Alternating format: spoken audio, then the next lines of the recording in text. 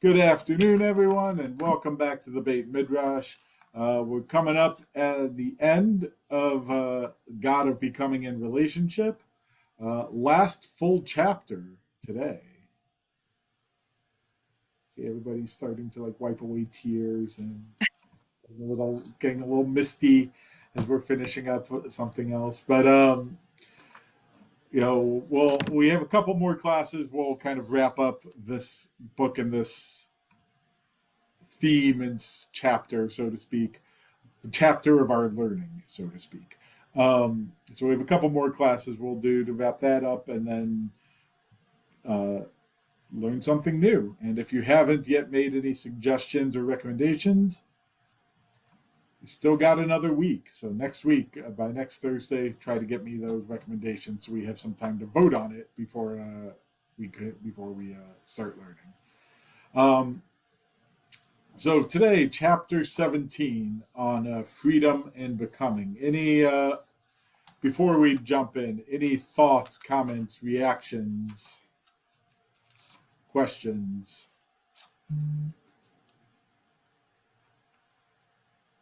Yes, Stuart. So I thought it might be a good time for me to make this observation, which could have been made a lot earlier than this, but this whole deal about science, the balance of science and religion, which in almost every chapter, this subject comes up, and it came up in this chapter. And Barbara Brandy might agree with me, but I think the rabbi has some interest in science. I think it's beyond just a passing thought. I think he must struggle, I think, with the idea of where is that balance? Where does it lay between science and religion? To me, when I read what he says about science in here or infers about it, it's like he's to me at the junior level of college science. Now he's at the PhD level of rabbinic studies, but I think he tries to bring the science in as best he can with a junior college level understanding. And here's, I think, a relatively good example on page 142 in this book. Sort of in the middle, he says, if you believe that the universe is the sum total of what is out there materially, and you believe that the patterns of physics can account for all of reality, then everything that exists is a motion of atoms and molecules that come together in a certain way that rigidly determined by the practices of nature, et cetera, et cetera. Well, that's a pretty strong statement about some aspect of science. So I'd be interested in your, Rabbi, or anyone's comments about where he finds this balance between science and religion. I'm shaking I'm sorry, Rabbi. No, go ahead. I'm shaking my head because I agree with Stuart that he has indicated that he struggles with this all the time, or that he's brought it up in other places in the book where I've said, no, he's reaching too much. He's pushing it. And I think that Artson is very aware that this is an issue out in the world, and he's trying very hard to deal with it. So on one hand, you have to say, look, he simply doesn't know enough to answer these questions scientifically. So I don't even know that I'd give him junior college science background. I'd give him, a couple of articles on Google or Scientific American, and at least know where to look up the answers. But I think he's bending over backwards to try to deal with the fact that people, even in addition to you and me, people want to understand the role that science has in this. And then where he trips over his own feet is when he tries to explain something. So I don't know that you can really say, or that you can really ask, what does he mean by this balance of atoms and molecules? I think that's just how he's trying to explain it. I don't know that he even has an answer. I don't know. Go ahead, Margaret. But to even explain it is the appropriate word. I would say more reference it. He's just like kind of bringing it up and saying, we've got we've got some science here, and don't forget that's in that we believe as process theologians that it's in the mix without being any more specific than that. Cindy, were you going to say something? Yeah, I've sort of been saving this for the end of the book, but I guess we're close enough. And I don't know where I got this idea. Maybe it was, I didn't make it up in my head. Like I read maybe a review, or I read the jacket or somewhere, and I think I was promised something by the book that we're questioning whether or not he was able to make good on that promise. That this book was supposed, I thought, and I could be mistaken, that this book was going to help with just that question for me of trying to balance, science in the physical world with spirituality.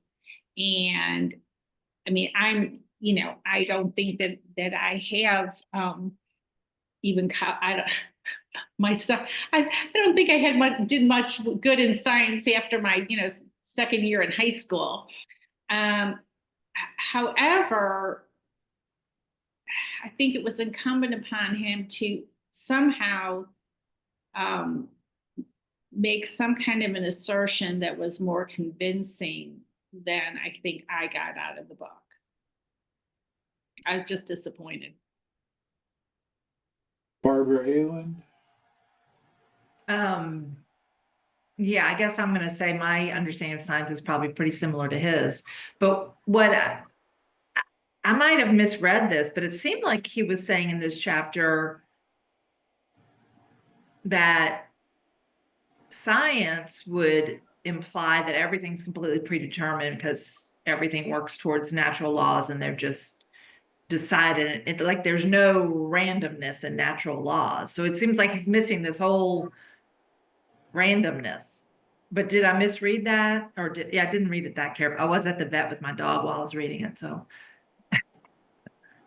I wonder what he says about COVID in terms of predetermination. I wonder what he says about COVID. Because that's our current example of rapid change that's not predetermined. So I think you guys might be misunderstanding this paragraph that Stuart read. What I was rereading this again. What part of it do you deem incorrect?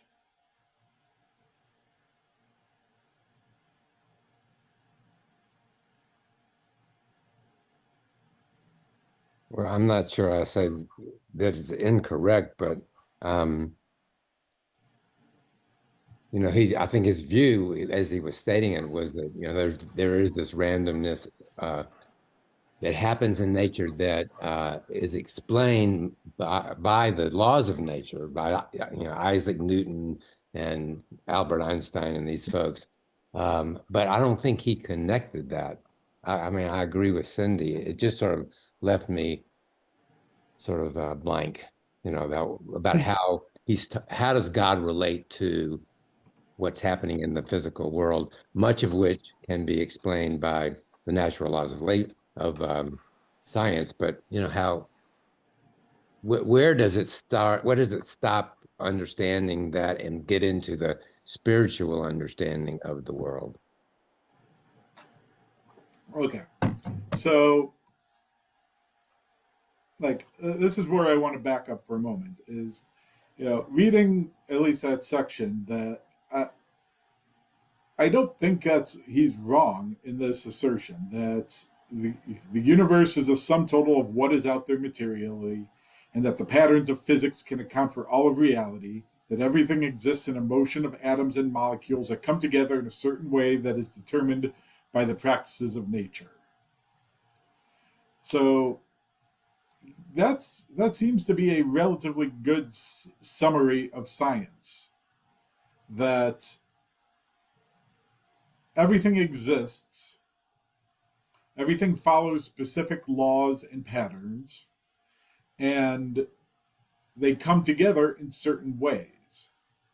And to Barbara's point about COVID, yeah, there's change and along the way, but the change is part of the pattern and the practice and laws of nature that's built into the system. Right? What about his clause, determinations of God? So I think Barbara Allen might be onto something by, where are you? Is he sent, well, that's just another Page line. 142. Yeah, it's page 142, several lines below what you were reading. He's now trying to have it both ways by saying that the practices of nature, is he trying to have it both ways by saying the practices of nature and connecting that to the determinations of God? Well, so I think he's trying to draw a distinction here first, is that one way to view this, and this is a way many, as we'll say in the pro-science community, just because I can't think of a better term at the moment, like to view it as, the world is the way it is because the world is the way it is. Everything exists in the way it does because it's following the laws of nature, and it follows the way that nature follows, and that everything that happens flows in a particular way. And you can take that stream of thought to its conclusion of, we don't really make any choices for ourselves. And there are scientists who make this argument as well, that, he brings up his dog analogy. Yeah. Early in the chapter, we're in a sense, we're pre-programmed to behave in a certain way based off the genetics that we inherited, and those genetics act in a way to make us behave the way that those genetics tell us to behave. So there is a stream of thought that I think he is trying to respond to here, saying, you could take the scientific evidence in that direction. That we are simply determined by our biology and our neurology. That we do what we do because we have to, because our genetics and our prior experiences and the way that our brain has responded to and wired itself through those prior experiences forces us into particular behaviors.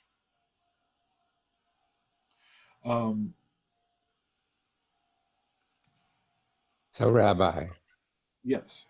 I I said we haven't gotten to the part 2 of it, but go ahead. Here's the way I think of it. I think that God created a world whose physical reality is explained by the laws of nature. So it's complicated. The incident of the big meteor that struck near the Yucatan Peninsula, right, wiped out the dinosaurs and a lot of other life.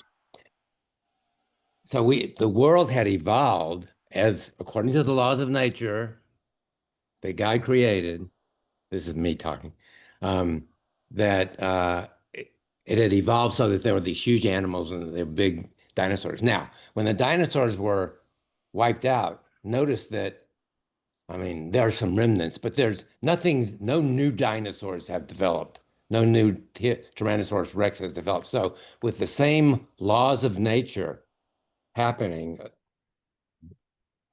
in the real world, we have a different world today. So, and how did God, I think God didn't predetermine that.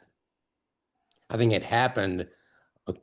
There was a random event of this comet, hitting the earth, and we were left with something that evolved from that. So it's not difficult for me to understand that we can accept the laws of nature world and the godly world, which do overlap some. I think that what I was disappointed in is the rabbi not telling us how his feelings are about where that balance is, where it lands. Well, so before we get to that, let's step back for one moment. So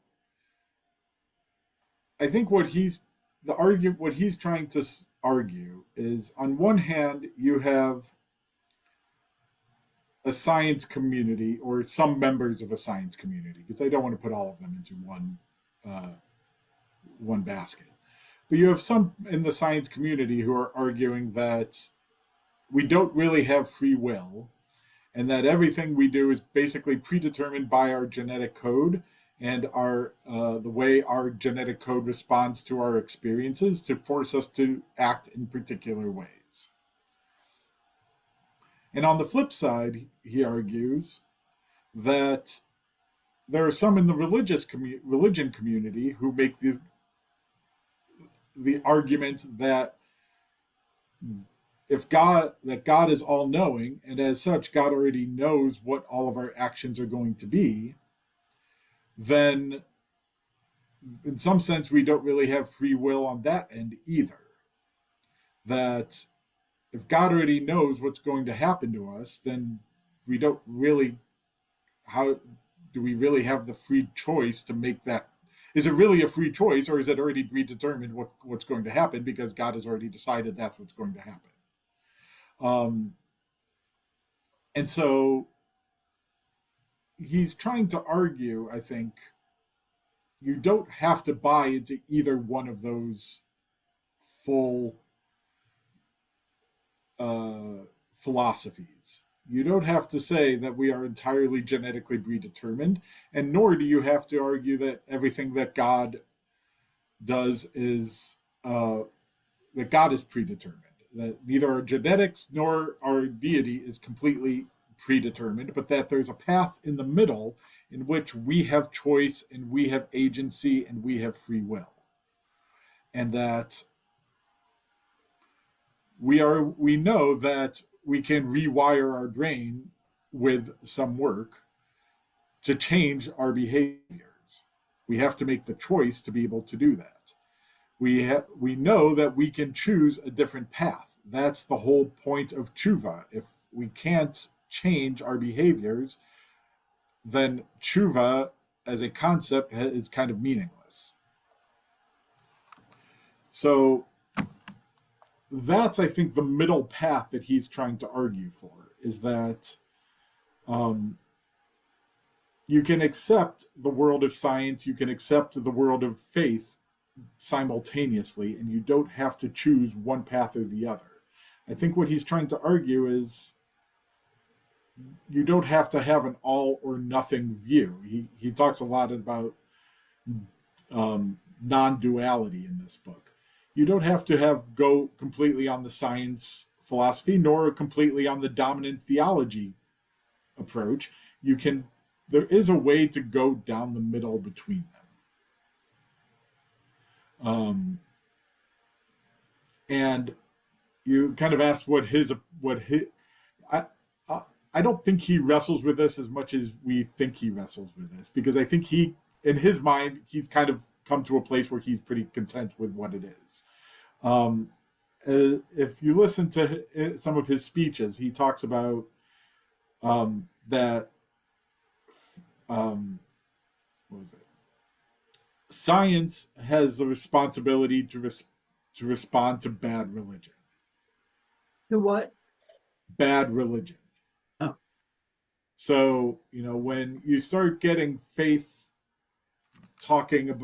groups talking about they know how the world works and that God has created the world in 7 days and God, works in these ways. Well, he says, science very very much has a responsibility and the ability to speak up and say, well, we know better than that. I can show it to you. And we should be willing to grow and learn and evolve with what science teaches us without sacrificing our faith. And at the same time, faith has a place and a responsibility to argue against bad science. When science starts to overstep its bounds of believing it knows everything, of understanding exactly how everything works and every law, and that there's a place to say, well, there's something beyond that you might not yet know. And God is present in other places beyond just the science and the nature that you know. And I think that's what he's trying to argue for, is this intersection of the two. To say that science is not fully in control and our lives are not fully, we're not essentially genetic robots that respond only to our genetics, nor are we puppets of God that have to do whatever God says. We have agency, we have choice, we have a way to respond and change and grow along the way. And I think that's the argument he's trying to make in this chapter. It says towards the end, the bad news is we're free. No one will clean up after us. No one will prevent us from hurting each other or being harmed by other people's bad choices. And the good news is we're free. We're capable of making good choices. We're capable of learning from mistakes that we made. And we're not trapped by the decisions that were made for us or by us. And we're not trapped by our genetics and so on. We're both. And I think that's the argument he's trying to make here. Thoughts, comments, reflections? Well, relative to the meaty idea, I would hope nobody in this group thinks that God caused the meteor to strike Earth and have these horrible repercussions. Neither did, in my opinion, God cause the Holocaust. I mean, well, I don't think when you sit down to Shabbat and you pray that you're going to pray for that we don't have another Holocaust, or that we're going to pray that another meteor doesn't strike the Earth. Those are just events that occur. We have a choice about how to react to it. I mean, that's where I see the overlap is. We have a choice, but I don't think we individually can influence many of the things that happen in our environment. And I think I think Rabbi Artson would half agree with you. I think he would agree with you to say, yes, we have a choice. We choose what we're going to do. We choose how we're going to react. We choose what we're going to say. We have freedom. We have choice. And we have choice to not listen to what God wants us to do as well. I think where he disagree is that, we don't have the ability to alter the world around us. I think he would argue we very much have the ability and the responsibility to alter the world around us. That's where God comes in, is to help to guide us on the best path to have the best influence on that world. We still have the choice of whether we're going to listen, but can we, nowadays, I've seen Armageddon and whatnot, but do we nowadays have the ability to stop a meteor from crashing into this world? I don't know. That's a little bit of a science question. But the question is, we have that, whether we have that or we don't, what are we going to do with that information? How are we going to utilize that information? And that's where part of where God is trying to influence us in our lives, is how do we take the science and the information we have and most productively, most kindly, most compassionately incorporate it into our lives and the world around us.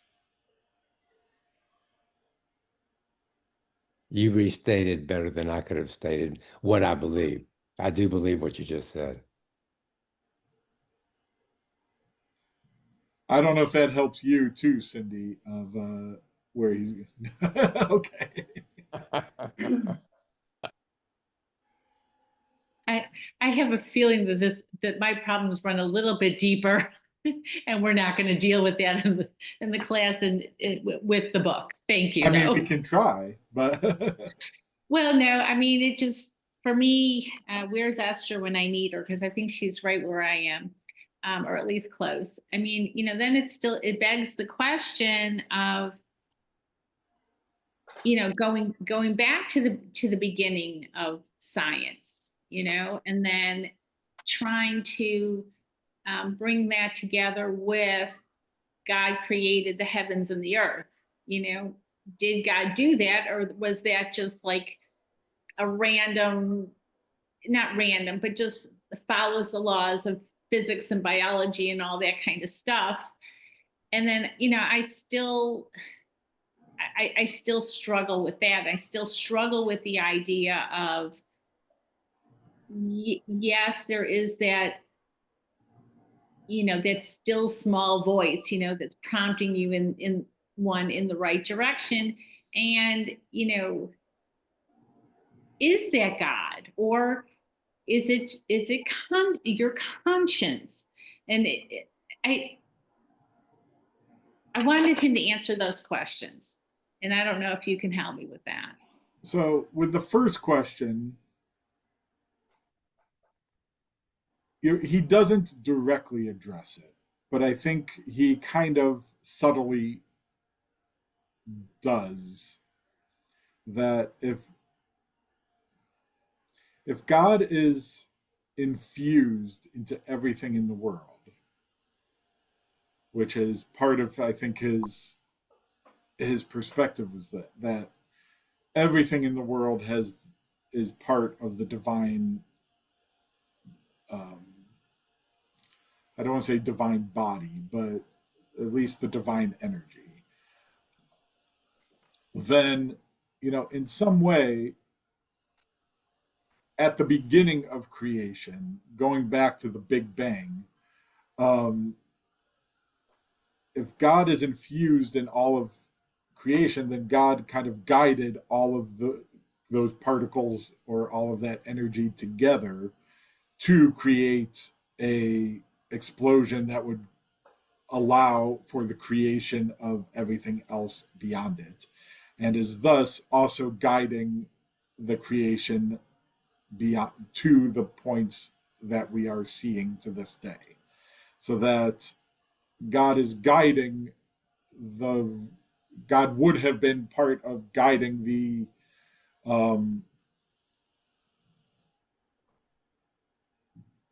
collisions and the formation.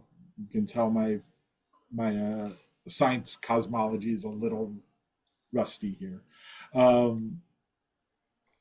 But the collisions that would have caused planets, and at the formation and allowed the sun, like the stars, to burst in particular ways to create suns and create heat, and to, God would have been behind all of these things, directing them towards this particular formation in different planets in different ways. So, not as much that God, as the sculptor who took the raw materials and formed them into what they are, but that if God is inherent in every atom and molecule, that God is kind of guiding them along the path that has allowed creation to get to the point that we are at. Does that follow? Yes, but that still begs the question, that brings up another question for me, that if God did guide all of that to happen, at what point did God stop guiding the things to happen?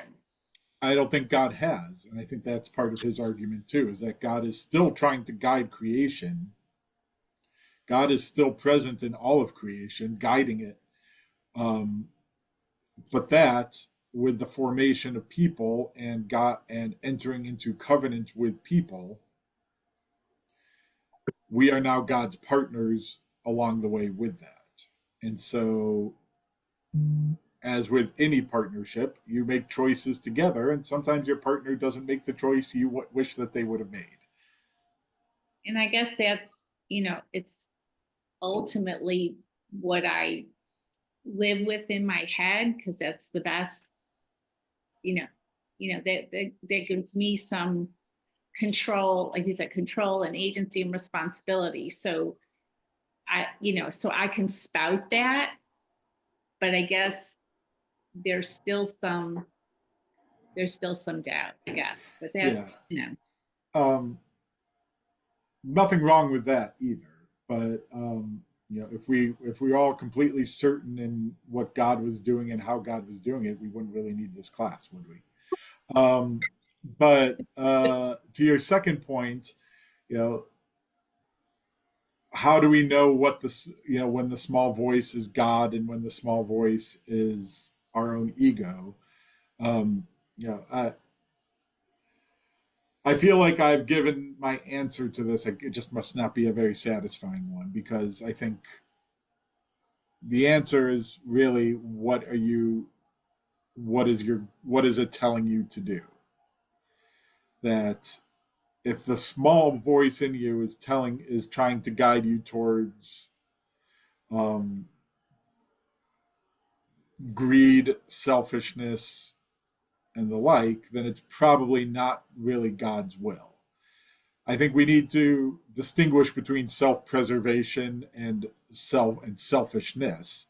There are times when I think even God will tell you, say no to this, because you need to stop for a bit. You need to take your foot off the gas. And I think even God will tell you, sometimes you need to take a break so that you can do more later. But if it's trying to guide you towards greater justice, greater compassion, greater kindness, greater connection, then it's probably not just your ego. It's probably God trying to guide you in a particular direction.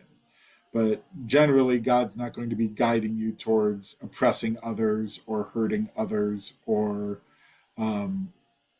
looking out for yourself at the expense of others. How do you know? Huh? How do you know? The best answer I have to that question is,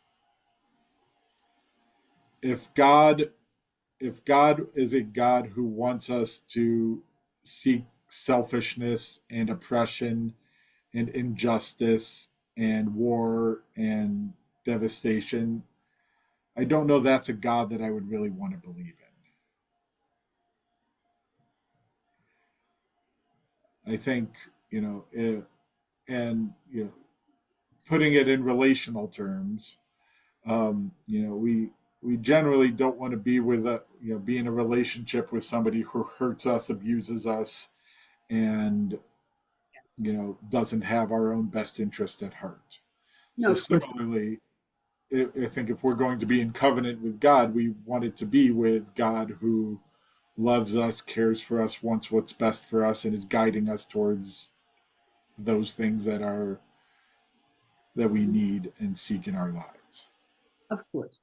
I guess that was my shorthand for question for is there any evidence that anything that you could adduce as evidence that anything that you or Rabbi Artson has said is true in the world? I'm not sure I understand your question exactly.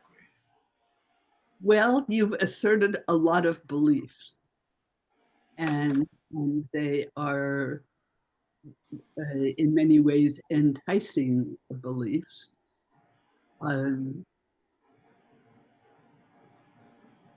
but that's what they are, their beliefs. And is there anything that would help me to see that those beliefs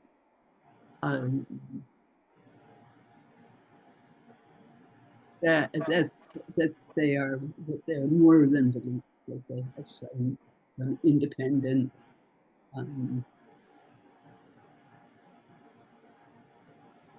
some independent way of saying it. So I'll kind of say two things. I think one is one of the struggles we have in the world we live in now is that it doesn't really matter how much evidence you present, people are still reluctant to change their beliefs. So, if I'm not sure what any examples I give is necessarily going to change someone who disagrees with me's mind. Oh, well, I'm perfectly open. I'm not saying you're not. I'm just saying, broadly speaking. Well, but you're talking to me. With it being Yom HaShoah today,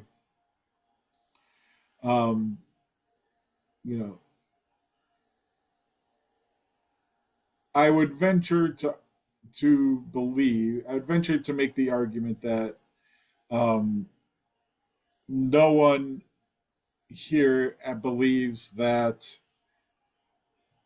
what the Nazis did was really what God wanted them to do. That people of faith inflicting, we can argue how much Nazis were truly people of faith, but historically speaking, but yeah, but I see where you're going, but that doesn't. Well, my response would be that if we make that argument, there were people of faith who felt compelled by God to help, hide, save those who were in distress or who were in trouble along the way, who felt compelled. Not all of the people were all of the what we call righteous Gentiles people of faith. No, but there were many who go on record as saying that they felt compelled by their faith to say that this is wrong and I need to do something about it, and that directed them towards a particular way to save people, help people, hide people who otherwise would have been in danger of being killed. So in that one, I'd say, there's an example there of people feeling moved by God's will or by God's voice towards compassion, kindness, preservation of life against what they saw as injustice around them.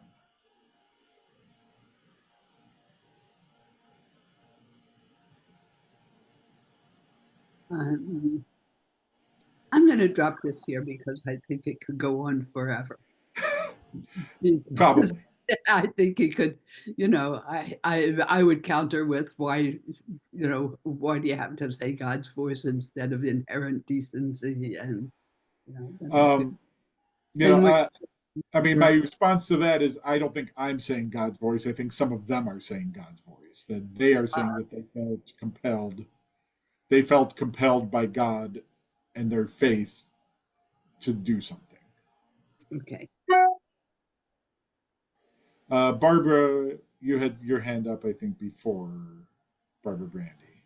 If we're talking to me, one of the things that I like that he mentions is at the end of the first full paragraph on page 144, where he goes back to a 9th century Iraqi Rabbi Sadia Gaon, who says the Creator doesn't allow, and he's God, power to interfere in the least with the actions of people, nor does God compel them to be either obedient or disobedient, which is reaffirming the idea of having free will.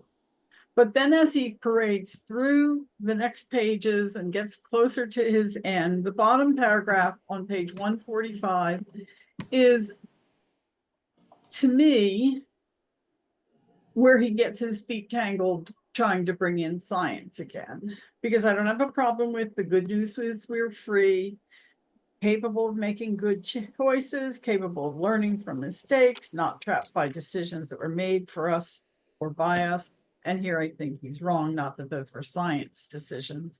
Then he goes on, we're not trapped by our genetics. And so many are trapped by their genetics. So talk theology, Rabbi Artson, don't get into science. Don't overstep your realm of knowledge. So I respectfully disagree to some extent. That means There you are agree to some points. There are some parts of genetics we can't exactly get around. I can't. I can't change my hair color. I mean, I could change my hair color. I can't permanently change my hair color because of the genetics. I can't, other than putting in contacts, I can't change my eye color because of my genetics. Though we're getting to a point where, we can actually do a lot of those things too. I could dye my hair a different color. I could put in contacts. I could get plastic surgery to make my face look different. Those are all things that, to some extent, we can alter. But I think his larger point is not about, genetic predisposition to cancer, for example. I think his larger point is we're not, genetics don't have to control our behavior. That, just because my father and my grandfather and my great-grandfather and my great-great-grandfather did certain things does not mean I have to be doing those exact same things. That, not that I do, but if I came from a long history of alcoholics, do I have a genetic predisposition to alcoholism? Yes. But I still have a choice of whether or not I'm going to become an alcoholic. And in some cases, that's true. I'm sorry, Barbara. In some cases, that's true. And I was giving him a little slack here because I understand that his son has a issue with learning and has, to some large extent, overcome it and worked around it. So I thought that that's where it was coming from. But from my perspective, I don't want him to overstep his bounds and saying that genetics don't matter. Because you talked about hair color. All right, change. You talk about plastic surgery. All right, suppose your skin was black. Would that not affect you? Yes, I agree. It doesn't have to affect how you behave, but it affects so much. And I think that's more of the point he's trying to make. I don't think he's saying, you have to act a certain way because of the color of your skin. You still have a choice in your behavior. You're right. There are some things we can't escape our genetics about. That was the main. But there are things we can make the choices about who we are. And to that extent, I think that's the point he's trying to make about not being trapped by our genetics, that we still have choice in how we're going to act despite our genetics. I don't disagree with that. I just wish he hadn't put those 7 words in that paragraph. They don't need to be there because he's talking about you have the freedom to choose. Genetics, it doesn't have to be part of that argument. I'm sorry, Barbara. took that. I somewhat just took- disagree, but that's fine.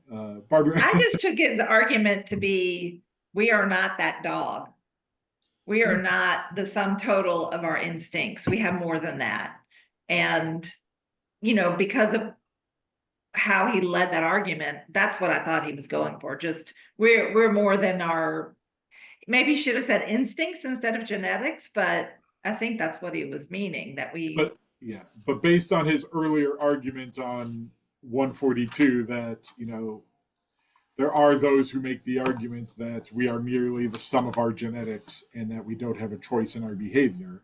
I think it's perfectly appropriate for him to circle back in his conclusion, to go back, we're not trapped by those genetics the way that we think we are. That we do have a choice in our behavior and how we act. I get where you're coming from, Barbara, of there are some things we can't get around it genetically. Like you mentioned skin color. You're right. Like we can't get around that. Birth defects, we can't get around that. But seeing as how he made the argument earlier that, there are those who believe that we are only our genetics. I think him saying we're more than that, and we are not trapped by only our genetics. I think it's a fine way to conclude in a literary, I'm trying to think, rhetorical style. I wasn't his editor, but if he had said we are more than our genetics, that would have been better for me rather than to say, So you can edit his next. If I talk to him, I will tell him that next time he writes a philosophy book, he should consult with Barbara Brand. I don't have time to edit his book. But Rabbi, I mean, my point is a minor one, and I still really like the way he pulled in the rabbi from Baghdad, 9th century rabbi. And I think that's, in some ways, I think that quote from Saadia Gaon is really almost the thesis of his entire book, that God is the creator, but God doesn't interfere with our actions. God doesn't interfere with what we do. God doesn't force us to be obedient or disobedient. We have freedom of choice. And the whole idea of tshuva that he goes in to talk about afterwards, if we don't have freedom of choice, is a meaningless concept. But the rabbis go to such an extent with it of, the entire world is founded on tshuva, or tshuva pre-existed creation because the world couldn't exist without tshuva and repentance. That I think he recognizes that if that's the case, if tshuva is so important, then there has to be an ability to change, to grow, that we can't.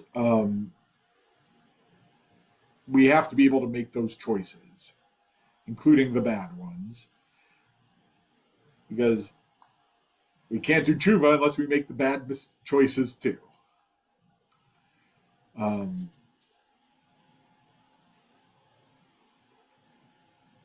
I ask one last question? We have talked about why we are the chosen people. So in terms of this entire discussion we're having now, trying to define what Jews are, how Jews should act in the world, tikkun olam, is this, are we the type of people that God would want to choose to carry his message forward? Does this have anything to do with that?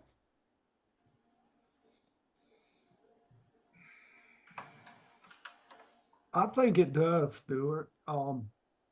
And I think that's tied to genetics too. I've said this before. I think our ability to believe in God could be determined by genetics as well. And we've inherited that down through the centuries and through the generations. Look, I'm not sure what you mean as the type of people. to, like, are we the type of people to carry on that message?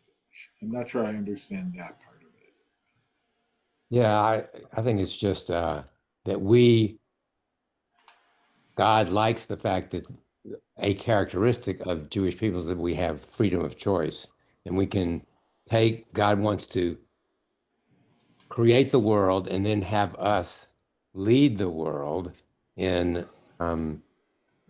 being a better place to live over time. So something along that line. Yeah, I mean, look, in some sense, the framing of the question, I think, is part of it. Is God wants all that we're talking about is not exclusive to Jews. He's writing about it as a rabbi and making an argument for Judaism as having process inclinations within it, but all of humanity follows the same rules. That Jews aren't special in that we get free will and nobody else does. I think his argument is all of humanity has this choice. All of humanity has free will. Everybody has the ability to do all these things. Where Jews are chosen is to bring particular messages to the world, as you've said, of tikkun olam, of b'tselem Elohim, of everybody being created in God's image, of what it means to be in relationship, and what is a healthy relationship with God look like, and that relationships require obligation along with it. I think these are messages that I think we as Jews, among others, I'm not saying we're limited to those, that I think we as Jews share and bring into the world in a way that others don't. But everybody has free will. Everybody has free choice. Everybody can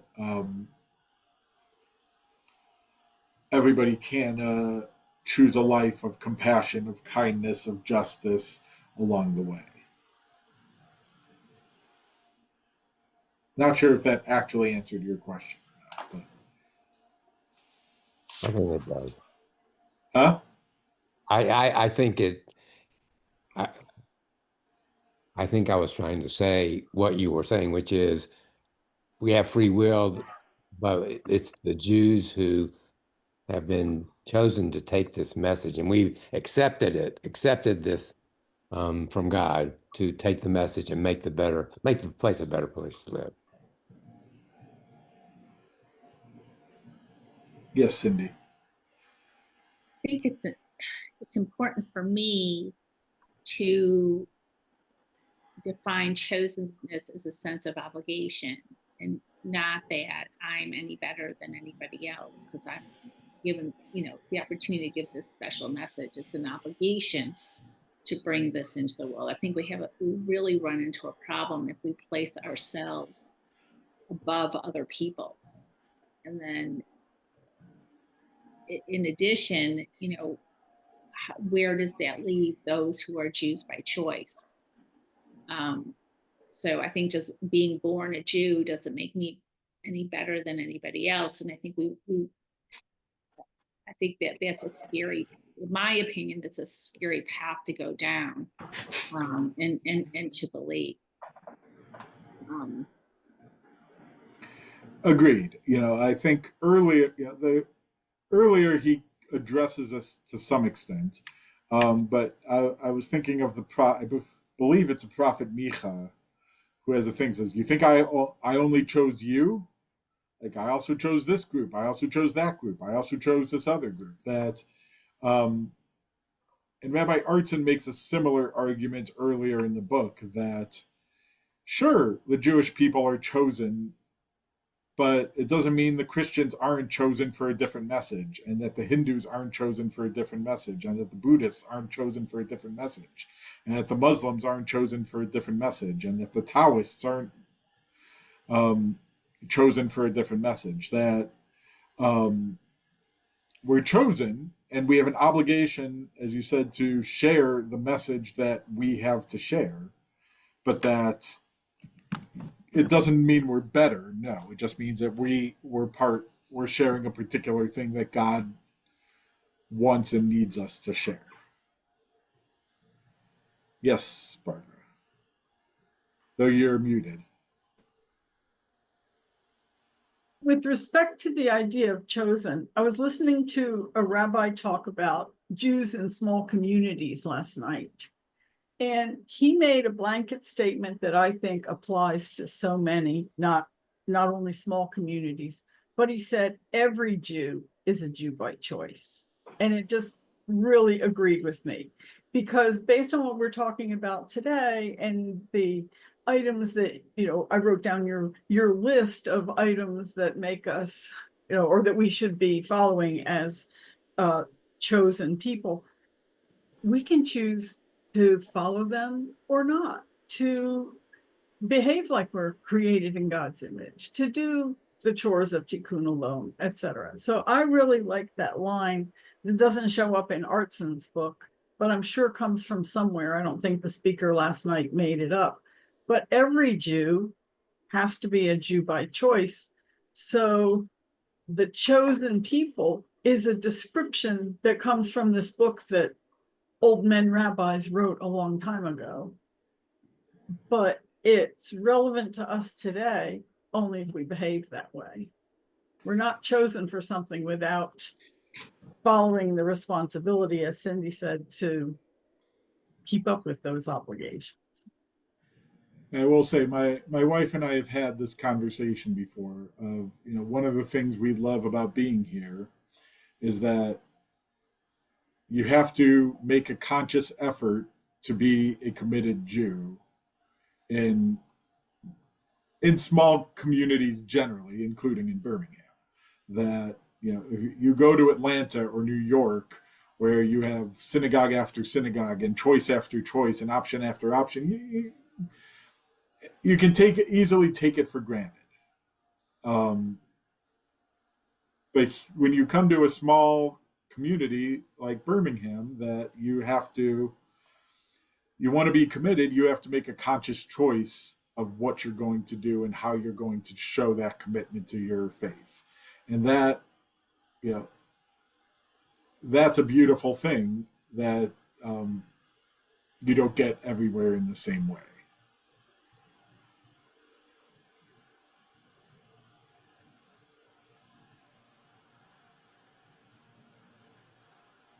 I think that a lot of us would agree with that, because we're the ones who are affiliated, who are active in the community, etc. And you don't have to be that way when you live in Boston, or you live in New York, or you live even in New Jersey growing up like I did. It was such a Jewish environment that you didn't think twice about it. You just did. And if you didn't go to services, if you didn't work for the Federation, if you didn't do this, you were still part of a Jewish community, because 45% of the people around you were the Jewish community in everyday life, not just when you went to synagogue. So it made an impression on me. There were 7 Jewish families in the town that I grew up. And this talk was from a very small town in the Midwest, and it was clear. But were we chosen, or did we just describe ourselves like that? Well, I think Rabbi Artson's argument is, yeah, we were chosen, but doesn't mean other people weren't. That other people chose, but we were chosen to share a particular message. Other people are chosen to share a different message, which they have the right, just as we do, whether or not they're going to choose to share it.